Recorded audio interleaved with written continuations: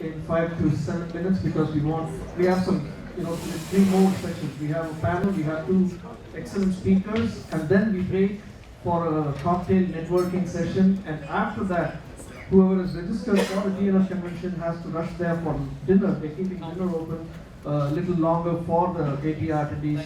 So we have to wrap this on time. Ram, you have to add something? No, that's it. You said the dinner is. So we got 3 more. A cocktail hour, and I've requested the TNF to keep the dinner after 7. So we should be fine. Thank you. Okay. So we'll see you back in 5 minutes. Next, we have a very interesting panel discussion. The topic is franchise business models around the world. We have 3 excellent panelists who will help us discover this topic.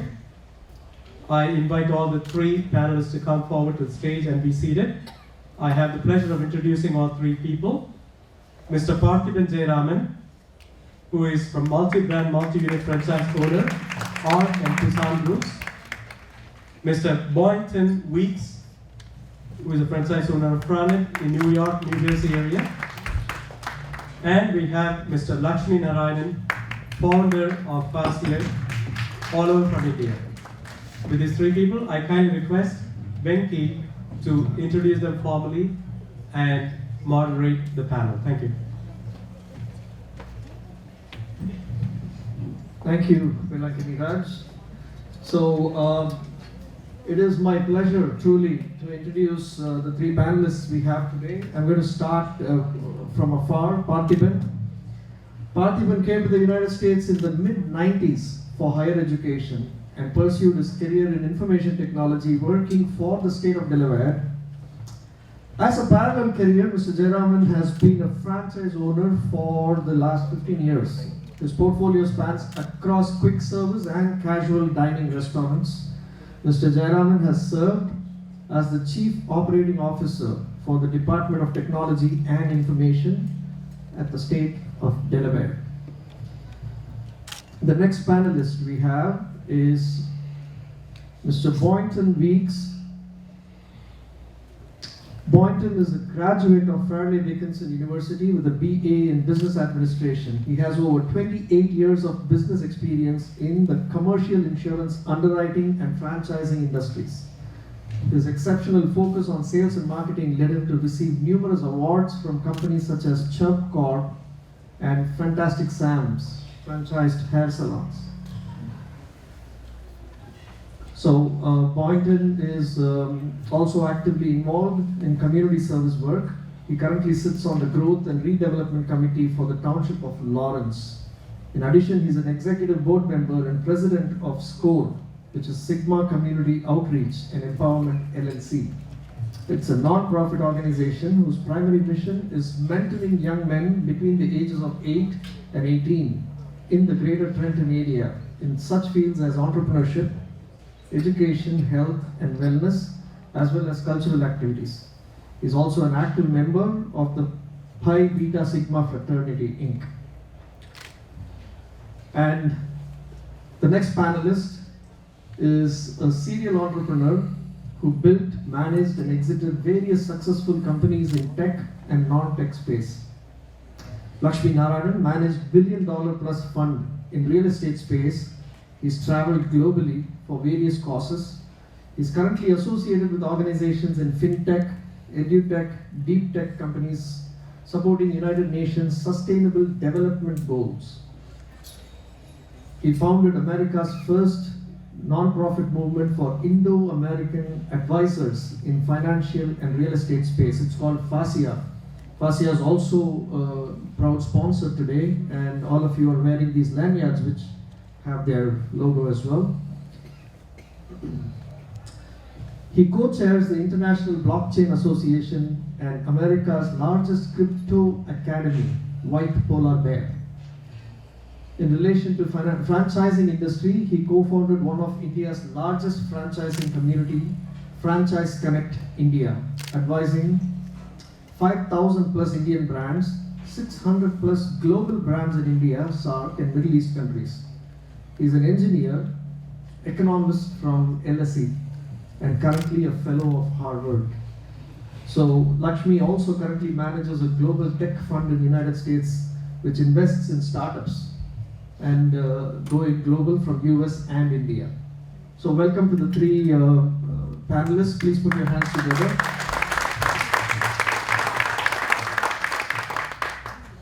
So I'm going to keep my part very limited. We have very limited time. We have, all of 25 minutes of panel discussion, 5 minutes of Q&A. So I'm going to jump right to Parthiban with my first question.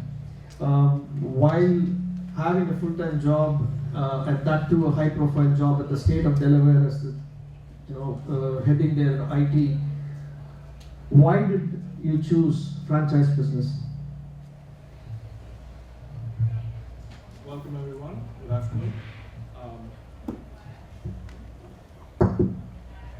So I was working in IT, and we wanted to have, my friends and I wanted to have a parallel career that would not be influenced by the IT ebbs and flows, especially when the dot-com bubble happened around 2000, right? So we wanted to get into something that would be more stable and continuing.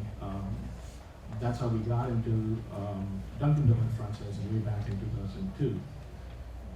In reality, I would like to tell a quick story. Everybody goes to found a business, not necessarily to improve others' lives or anything like that. Not necessarily, but one of those reasons is that as well. Recently, I went into one of my restaurants, Green Turtle Sports Bar and Grill, with my friend, and I was seated by the host. And a server came in, his name is Shadow, so I asked him, how do you do, Shadow? How are you doing? He said, I got a roof on my head, place to stay, meaning I'm out of drugs, I am having a stable job, what else can I ask for? This I felt like a brick hit my head. We are here sitting and talking about $1 million here, $1 million there, and there are really people working for their livelihood. I did not know this when I got into franchise business, but I really love this, that I'm able to be or create an opportunity for people to be able to make their living. Some of my friends say that, man, restaurants pay only $13, $14 an hour, what can they make? But in reality, when we opened our first restaurant, Senator Coons and Senator Carper, both are the US Senators from Delaware, they were there. And they individually spent 25 minutes with me. Individually, I'm saying Senator Carper spoke to me 25 minutes explaining how his son enjoyed India, his MIT grad, and so on, and asking every detail of our business. What do you need? What changes in laws needed? They were so animated. When you look back and see, the reality is, though we pay $13, $14 an hour, if not that job, the money to support them comes from your paycheck, the tax, the food stamps, and so on. So it's a critical part of upward mobility. Without a job, and then an escalation from there on. It provides an opportunity, self-respect, and hope. So this is all I learned after becoming a franchisee. But I started off with wanting to have something more stable, independent of information technology. Great, thank you. Thanks, Parthiban. So I'm going to come back to you with a follow-up question about how to pick, the right franchise. But I'll go to Boynton now. Very interesting statistic. 12% of all North American businesses are franchises, but they account for over 50% of all retail sales. And it's a $2.3 trillion industry, right? So please tell us about FraNet and how you help people get into the franchising business. Good afternoon and welcome.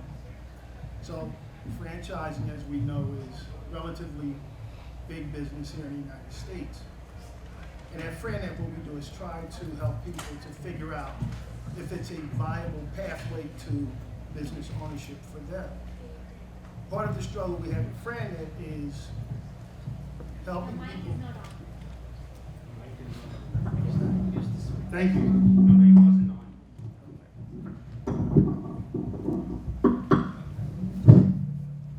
Is that better? Part of the hurdles, part of the issues we have at FraNet is trying to help people understand that although it's big business, most of my clients are former C-suite executives, they are school teachers, they are nurses, they are postal carriers. So the access to franchising and to business ownership, it's not the monster that we all think it is. See, we most often think that franchising is McDonald's and Burger King, right? So usually when I go to a cookout, people say, well, you know, I don't have enough money to own a McDonald's. And I say, well, the reality is that there are 3,500 franchises out there, and about a third of them cost under $100,000 to invest in. So there are a lot of opportunities in franchising for people that don't have a balance sheet or a net worth north of $15 million. I don't know too many people that have that. So part of my challenge is taking environments like this and having an opportunity to say that the pathway to business ownership through franchising is very accessible, it's very affordable. You just have to know what's out there and how to go about accessing it. So that was one of the reasons why I do what I do today. It's very gratifying for me to help people achieve that dream of business ownership through the vehicle known as franchising. Great, thank you. My next question is for Lakshmi. So basically, Lakshmi co-founded one of India's largest franchising community. It's called Franchise Connect, and that has helped more than 100 plus brands in India to become global brands through franchising and licensing. So Lakshmi, can you please walk us through that? Tell us about Franchise Connect and what you do.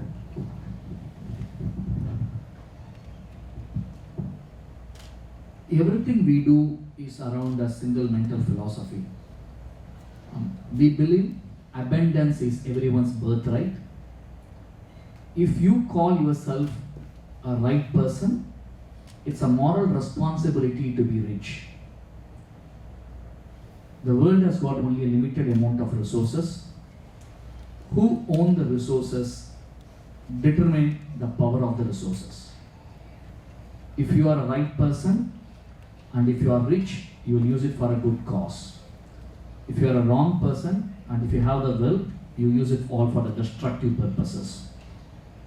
So our mental philosophy is we want to help as much as people possible to be rich. So anything, everything that we build, that's one of the reasons why we got into a franchising space itself. The second aspect is, when you call anybody an entrepreneur, the entrepreneurship is all about 4 I's. One is identity, second is influence, third is income, and fourth is inspiration. And every individual, when they want to become an entrepreneur, they want to have this 4 I's. Am I getting an identity? Am I making an influence? Am I an inspiration to the society, to the fraternity? Can I make an independent, sustainable income to me? So that's what every entrepreneur wanted. And we believe franchising does that for that one. So franchising is one of the ways to grow the business, which I don't need to speak. We've spoken a lot about the franchising industry. But here the biggest challenge in India is India doesn't have any franchisee laws. There is no franchising framework in India. Still, every agreement is only a distribution agreement. There is nothing called franchising. Second, even when the global brands comes into India, it is purely a license protections. All the trademarks and licenses, everything has been protected, and only a distribution agreement is signed. So that's why most of the global franchisee, when they come into India, they don't set up a direct enterprise in India. They try to have a partner sign beyond India, maybe a Singapore-based entity giving a master franchising to India. But when it comes to Indian companies doing franchises, that's very the exciting part. Today, Sadagopan, A2B, most of the brands which we have seen in this part of this world are all Indian brands gone franchising.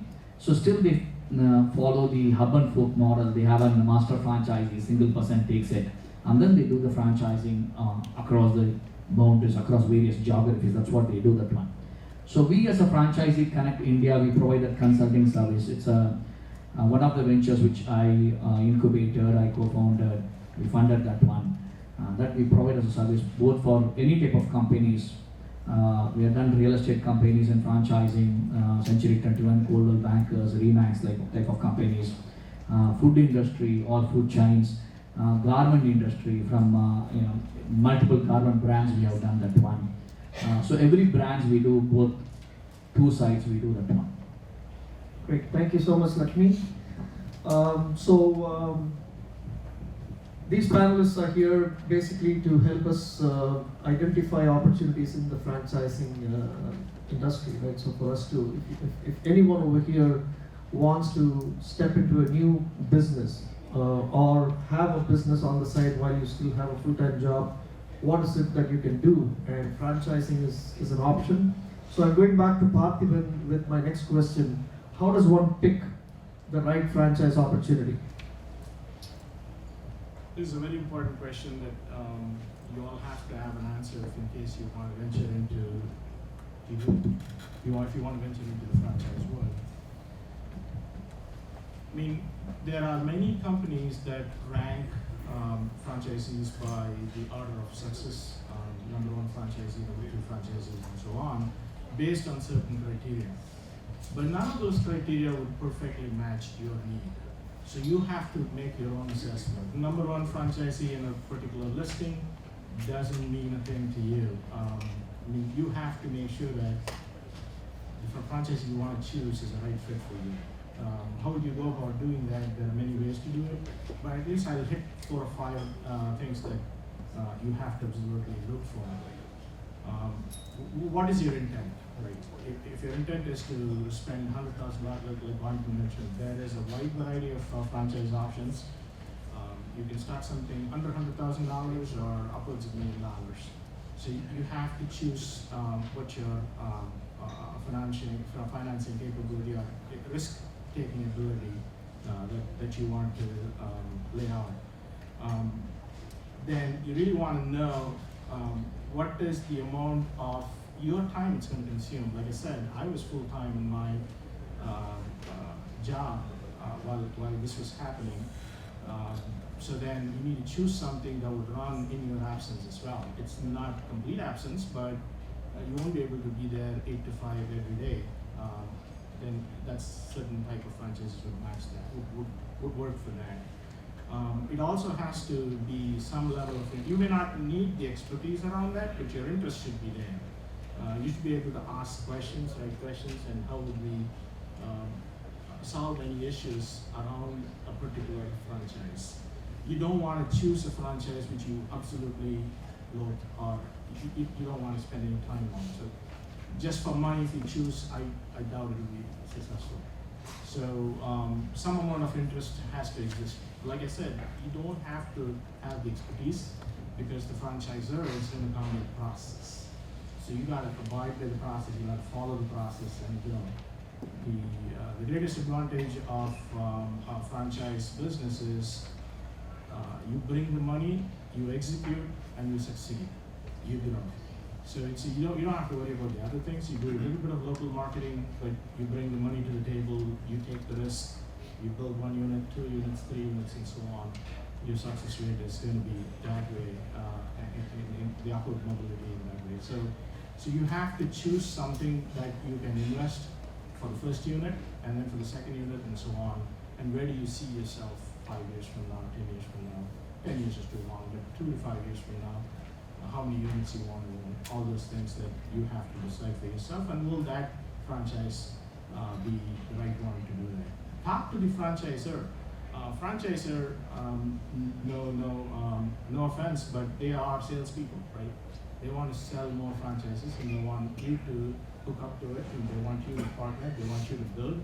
Because whether someone is mentioning Dr. Jawahar thing, whether as an entrepreneur you make money or not, you're going to pay Uncle Sam for the tax dollars. So similarly, the franchisors are going to get money whether you make money or not, because they're getting money from the top line, not from the bottom line, a percentage from the top line. So you'll have to look at franchisors are going to help us, but at the end of the day, it's you, and you are the only one who's accountable for your success. So you really have to look into what the franchisor offers. Will that meet my need? what systems and processes that they give, will that be sufficient, and what else other than money and execution should I come up with? Those are all some of the questions that you need to ask and find answers for. One more last thing that I would like to tell that everybody should probe is talk to people who are successful in that franchise business. Also, talk to people who quit that franchise business and why they quit it. Did they fail? Why did they fail? And so on. That's going to be equally important. Grass is always green on the other side. So if successful people, you look, everything will look simple, nice, and it will look as if you can replicate that. But you should also get the other side of the story of some of them who failed, why and how they failed. Thank you, Parthiban. If I can just dovetail on one quick item in addition to that, and those were all really great points, is when you're evaluating which franchise concept you think you might be interested in, you really have to understand and come to terms with what is it that you've done in your past that's made you successful, whether it was in a corporate job or some other capacity, right? Ask yourself, what are your transferable skills? Are you a salesperson? Are you comfortable knocking on doors? Are you a hunter or a gatherer, right? Or is it marketing? Is it admin? Is it people management?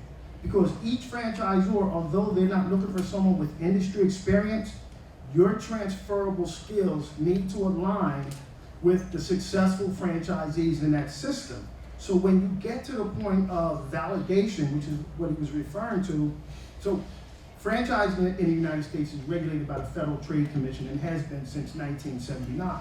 So if you're thinking seriously about a particular franchise, you're going to get something called a franchise disclosure document. And in that document, it's going to list every franchisee in that system and their phone number.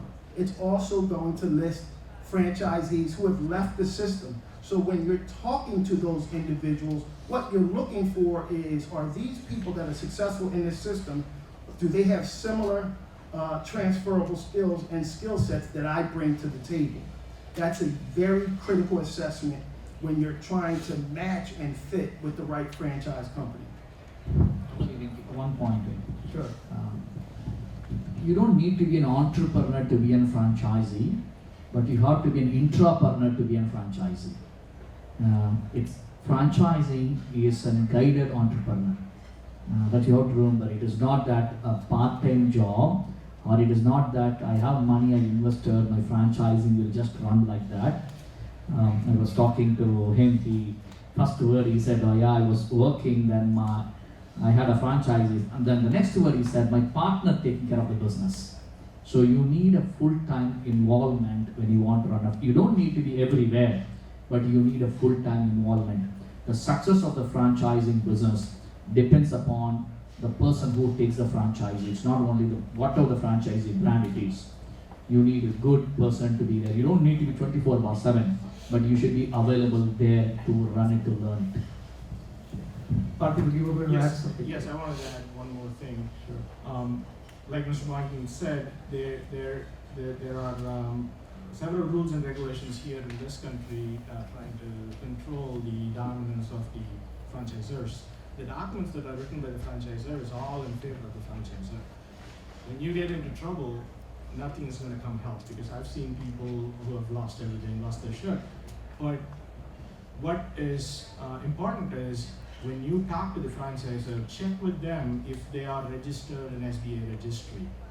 The SBA reviews their FDD, the franchise disclosure document, and says if it's not one-sided. If it's one-sided, they wouldn't put them in their registry. So that's one way to check if the document is fairly vetted by the SBA. Most of the times when you go for financing, initially you would need SBA's help.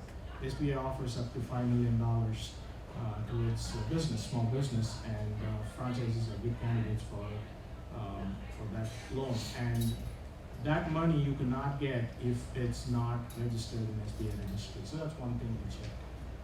Okay. So, real quick, I know this, my next question may not have a quick answer, but there could be, while navigating this whole thing, there could be a myriad of issues, right, and challenges that arise.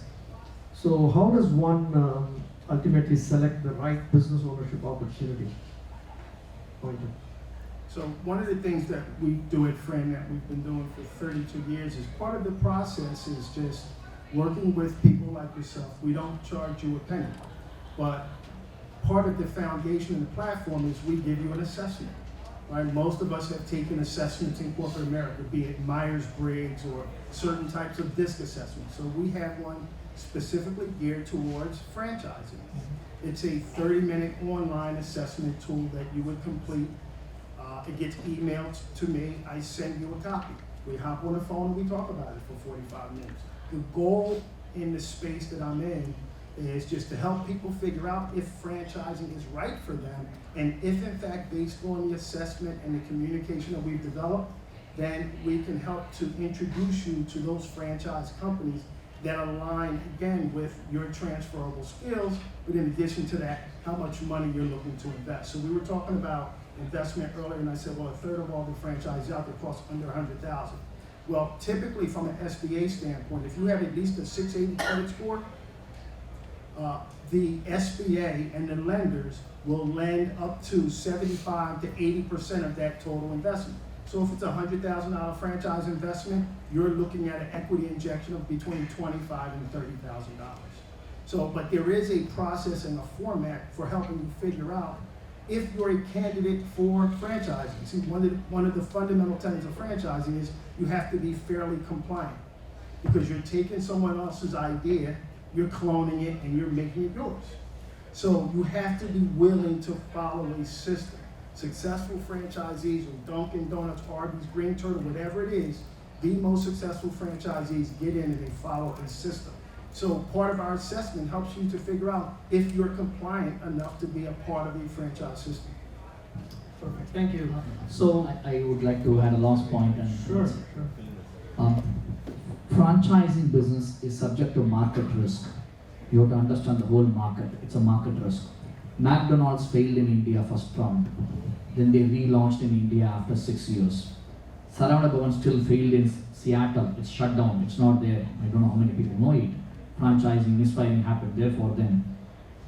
I can give Adidas misfired in India. Shut down. Has to revamp their whole operations out of India and all the franchising thing. I can give some 100+ brands in multiple locations. They misfired. So franchising doesn't mean it succeed. It guarantees you any success. It guarantees you there's a business which has been vetted, validated with a proven track record. Pizza Hut and Pizza Corner both failed in India. They have to come out with a kare kudi pizza. You know those things, right? Chettinad pizza. They have to come with a paneer pizza, right? There's no other way. They have to change and everything. You may say it's a customization. You may say it's a hyper local.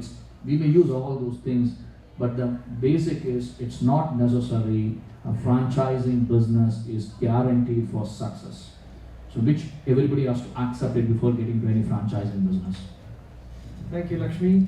That's all the time we have really. I want Lakshmi to actually speak a little bit about FASIA as well, but I'll do that. I can take one question for any one of the panelists or all three. Any questions?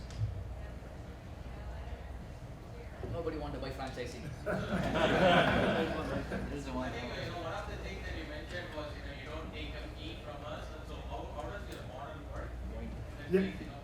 That's a great question. So we're under contract with about 160 different franchise companies. Food, automotive, retail, pet care, hair care, senior care. So we get paid by the franchisors that we represent if through the due diligence and the process that we have in place, if we find the right fit. Great question. Thank you very much. Thank you, panelists, Parthiban, Boynton, and Lakshmi. Thank you so much for sharing your knowledge.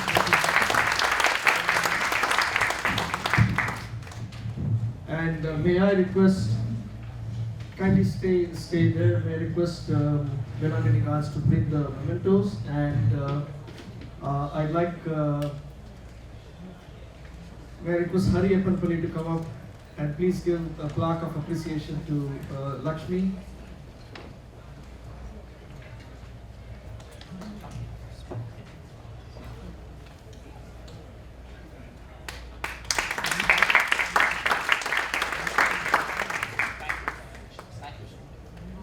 I'm going to ask MK to come up and please give a plaque to Boynton. MK is a leadership coach out of Houston, Texas, and he's flown all the way here for this event. I'd love to have him also as a speaker.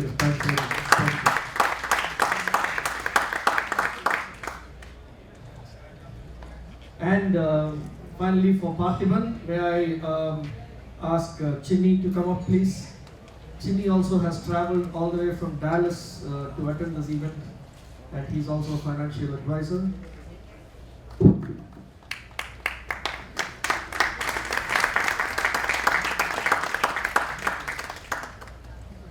Awesome. Before we go to the next, special keynote, I'd like Lakshmi to please tell us in 2 to 3 minutes about FASIA, because it's a fascinating organization he's putting together. If you know, have you heard about API here? How many people heard about API? Yeah, heard about AHOVA, American Hotel Owners. Yeah. So there are some organizations. You heard about ITSERV? Okay. So this is a typical one more organizations, like when you look at AHOVA, API or ITSERV, they are specifically standing for a cause, for that fraternity. API is for the physician community, AHOVA for the hotel owners community, ITSERV for the IT community people. There's one more community which touches people's life on day in, day out. That's some financial advisors, wealth advisors, real estate advisors, insurance advisors. They're part and parcel of everyone's family now. Without an advisor, there's no household in US. But this Indo-American advisory community, the advisory, even though they handle $1 trillion worth of an asset every year, there is no single community which brings everyone together. So we took moral responsibility as a give back to the society. It's a non-profitable under 5013C. We are bringing all the Indo-American advisors together across US. We just started 6 months back. In 12 weeks, we are able to open up around 12 chapters. We are able to bring in around 2,500 advisors together in multiple cities.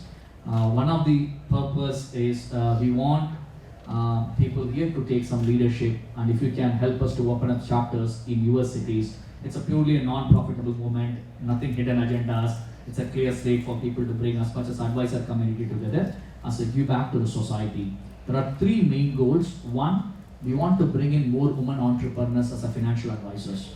Only 5% of the total advisory community is in women entrepreneurs. We want to make it at least 15 to 20% of the advisory community to be women entrepreneurs in the financial advisory community. 2, we want to bring in the next generation. People believe that technology will replace everything. When it comes to financial decision, still there is an emotional interaction involved. There's a human involvement involved, very, very crucial into this. So we want the next young generation to take a role in the financial advisory space, the wealth advisory space. The third is bringing in educating the community as an importance of protecting, creating the wealth. Most of the people, we left the land and we are here for creating wealth. 3/4 of the life goes in creating the wealth, 1/4 of the life goes in protecting the wealth. We never ever enjoy the wealth. And there are ways and means to not only to create and protect, also to enjoy the wealth. So we want the whole fraternity to be community to be educated. So that's the 3 simple agendas under which the whole thing has been built on. We want you people help us in building it bigger. That's what it is. Thank you so much. Thank you, Lakshmi. Thank you very much. Hey guys, I'm supporting the organization for us.